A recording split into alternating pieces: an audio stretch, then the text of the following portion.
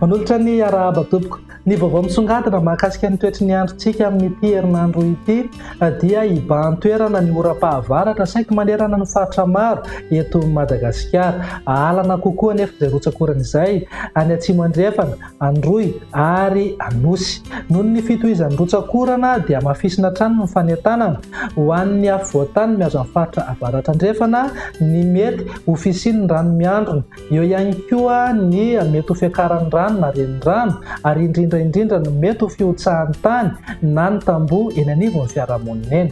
Indray-mbava mahakasika ny fiforonana rivo-doza ato anatin'ny fahadra-masina misy antsika dia ahina no mety hisiana fiforonana rivo-doza ano any amin'ny faraparan'ny herinandro. Entanina ny rehetra mba hiomana ny amin'izay satria ao anatin'ny aty fahavaratra isika ary ao anatin'ny vanim-potoanan'ny rivo-doza. Raha ohatra ny vaovao ofisialy avoakan'ny Meteo Madagasikara fa omenanao eny ihany ny antsipiriany mahakasika izay.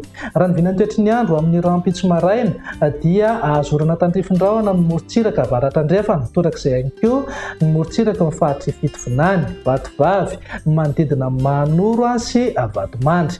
Anjombona na andrahona ny faritra sisa mety hisy ihany ny herijika hisiana erikerika manify na orana tandrifin-drahona eny antsefatsefana eny ho an'ny afovoantany sy ny faritra avaratra andrefana. Raha ny tolakandro indray dia ho maina amin'ny ankapobeny ny morontsiraka andrefana sy atsimo Madagasikara. Andrahona mety arahana, orana tandrifin-drahona indraindray ny an'ny Melaky, ny Orombe, ny atitany ny Menabe, Atsimo andrefana, Androy ary Anosy. Ny faritra hafa kosa dia ibahan-toerana kokoa ny oram-pahavaratra. Ny vinan'ny maripana mananika hatrany amin'ny 3-telopolo degré ny maripana ambony rindra any Antsiranana. Misy fidinany kely eo amin'ny 3-20 ka hatramin'ny 4-20 degré kosa ho antsika eto amin'ny afovoantany.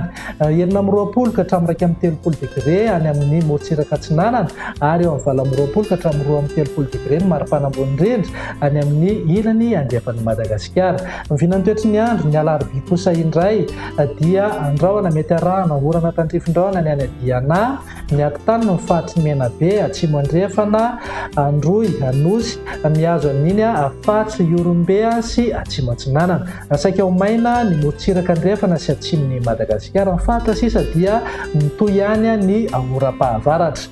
Raha ny vinan'ny maripana tsy misy fiovana firy ny any amin'ny tapany avaratra Madagasikara fa eo amin'ny 30 ka hatramin'ny 30 degré ny maripana ambony rindra, eo amin'ny 30 ka hatramin'ny 40 degré kosa ho antsika eto amin'ny faritra anatiny.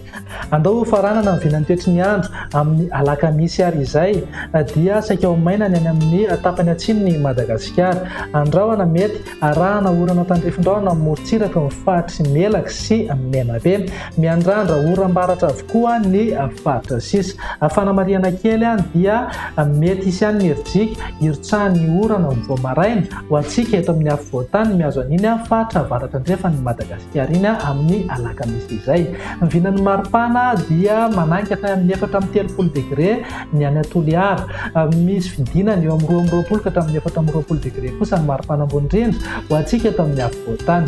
Ny tapany avaratra Madagasikara tsy dia misy fiovana firy fa manodidina eo amin'ny 2-30 degré ny maripana ambony rindra.